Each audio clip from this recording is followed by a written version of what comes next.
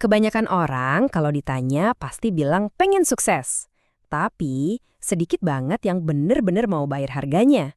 Dan ini bukan karena kurang bakat loh, tapi karena sesuatu yang jauh lebih halus, yaitu kenyamanan. Nah, ayo kita bedah bareng-bareng soal ini. Pernah nggak sih kamu kepikiran soal ini? Kita itu kan menghabiskan banyak sekali energi buat membangun zona nyaman, tempat yang aman dalam hidup kita. Tapi gimana kalau secara paradoks, justru tempat yang paling kita inginkan itu adalah tempat yang paling berbahaya? Dan ya, disinilah letak masalahnya. Bahaya yang sama sekali nggak kelihatan seperti bahaya. Dia nggak teriak-teriak, nggak merusak secara fisik, dia cuma membiarkanmu terus berjalan di tempat, bukan ke arah yang benar-benar penting buat kamu. Oke, kita masuk ke bagian pertama, jebakan kenyamanan. Kenapa sih sesuatu yang rasanya enak, nyaman, justru bisa jadi penghalang terbesar dalam hidup kita? Coba deh lihat perbandingan ini. Kegagalan itu kan, ya sakit, tapi jelas banget, keras suaranya. Dia memaksa kita buat mikir, salahnya di mana ya? Nah sebaliknya, kenyamanan itu halus.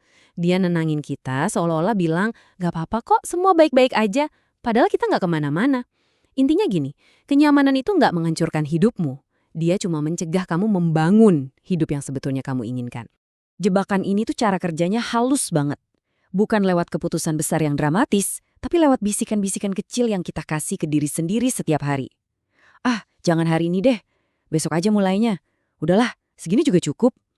Setiap alasan ini kedengeran masuk akal kan? Nah, justru itu yang bikin dia bahaya. Dan kutipan ini tuh pas banget buat merangkum semuanya. Kenyamanan itu nggak mengikat kamu pakai rantai. Dia cuma bikin sofa di ruang tamu itu terasa empuk banget. Sampai kamu lupa kalau kamu sebenarnya punya tujuan yang harus dikejar. Nah, sekarang kita masuk ke inti dari pilihan yang kita hadapi setiap hari. Ini bukan soal baik atau buruk, tapi soal dua jenis rasa sakit yang nggak bisa kita hindari. Rasa sakitnya disiplin atau rasa sakitnya penyesalan. Ini dia nih, kebenaran yang mungkin nggak enak didengar. Nggak ada jalan yang gratis.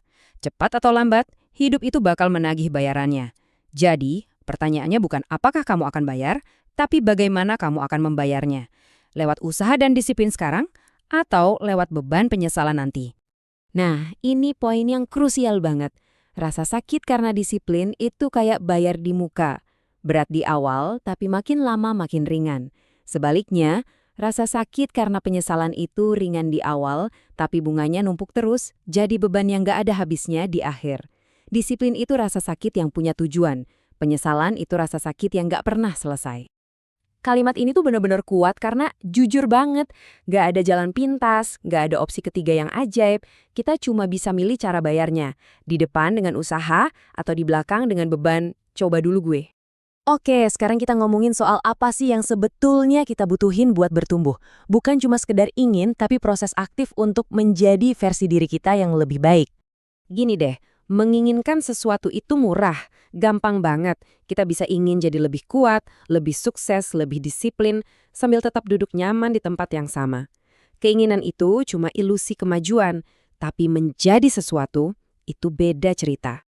Pertumbuhan yang sejati itu dibayar pakai mata uang yang nyata. Dia minta waktu kita pas kita lagi pengen istirahat. Dia minta konsistensi bahkan pas mood kita lagi jelek banget. Dia minta keberanian pas kita lagi ragu-ragunya. Dan yang paling sulit, kadang dia minta kita buat ngelepasin kebiasaan lama atau lingkungan yang sebenarnya nyaman tapi membatasi.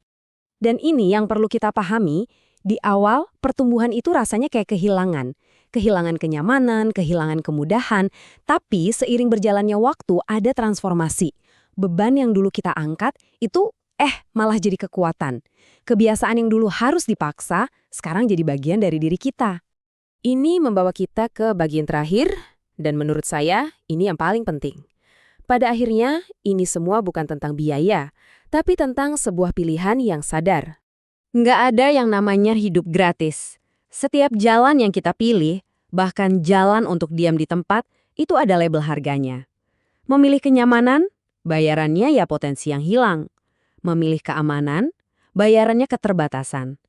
Jadi pertanyaannya bukan gimana cara lari dari tagihan, tapi tagihan mana yang rela kita bayar. Nah ini mengubah cara kita memandang masalah kan?